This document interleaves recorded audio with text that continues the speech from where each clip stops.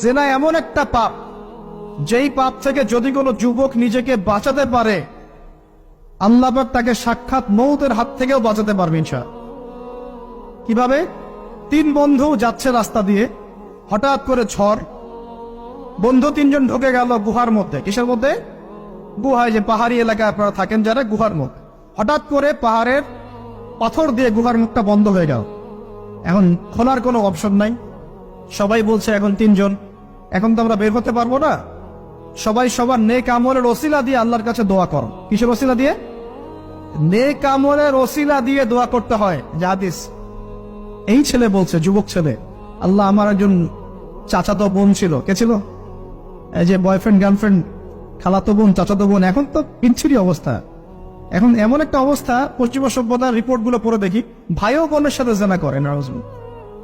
ওদের ওখানে নিজের আপন পিতার দ্বারাও মেয়ে সেক্সুয়াল হ্যারাসমেন্টের শিকার হয়। ওরা আমাদেরকে শেখায় এখন ভালো কোনটা মন্দ। আর আমরা আমাদের মাথাটা কবে যে বিক্রি করে দিলাম, ওদের কাছ থেকে ভালো মন্দ শিখতে হচ্ছে। কোরআন সুন্নাহ বাদ দিয়ে ওদের কাছ থেকে ভালো মন্দ শিখতে হচ্ছে।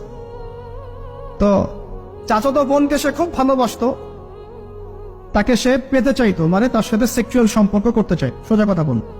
এখন সেই মেয়েকে অনেক প্রস্তাব দেয়, সেই মেয়ে রাজি হয় না। শেষে বলে, যদি আমাকে 1000 বা 100 স্বর্ণ মুদ্রা দিতে পারো, দিনার, তাহলে আমি তোমার সাথে সেক্স করব, মানে জেনা করবো। নাউজুবিল্লাহ। তো সেই ছেলে অনেক কষ্ট করে এই টাকাগুলো বা এই দিনারগুলো অর্জন করে, কামাই করে, দিন রাত পরিশ্রম করে, ঠিক আপনারা যেমন করছে না। তো এরপর সে তার স্বর্ণ মুদ্রা দেয়, দিয়ে বলে যে এখন আমাকে আমার কাজ করতে দাও। তখন সেই মেয়ে রাজি হয়।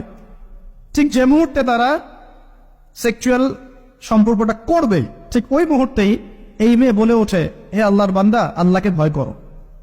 আমি সারা জীবন আমার সতীত্বকে ধরে রেখেছি, কাউকে দেইনি। আমি কারোর সাথে এরকম অন্যায় করি নাই। আমি খারাপ মেয়ে নই। তুমি আমার ইজ্জতটা নষ্ট করো না। কে বলছে কথা? মেয়ে। ওই অবস্থা থেকে কি একটা ছেলের উঠে আসা সম্ভব? এটা কি এতটাই সহজ? এটা কিন্তু সহজ না। সত্যি কথা বলতে এই বিষয়টা কিন্তু এতটাও সহজ না। যারা অবিবাহিত তারা হয়তো বুঝতে পারবে না, বিবাহিতরা বুঝতে পারছে। তো ওই অবস্থা থেকে সেই টাকাগুলো না নিয়ে, সেই স্বর্ণমুদ্রা মেয়েকে দিয়ে ওখান থেকে সেই ছেলে উঠে আসে আল্লাহর ভয়ে। সে এখন গুহার মধ্যে আটকা পড়েছে, আল্লাহকে বলছে, আল্লাহ, ওই দিন ওই কাজ যদি তোমার সন্তুষ্টির জন্য করে থাকি, আজকে আমাকে মৃত্যুর হাত থেকে বাঁচাও। সমস্ত পাথর তপ করে সরে গেল বন থেকে। এটা কিন্তু কোনো গাল গল্প না, এটা বনু ইসরায়েলের ঘটনা, সত্য ঘটনা। এই হাদিস থেকে আমি আপনাকে দলিল দিচ্ছি যে যদি জেনার মতো পাপ থেকে আপনি আমি সরে আসতে পারি, সাক্ষাৎ মওত থেকে আল্লাহ বাঁচাতে পারে।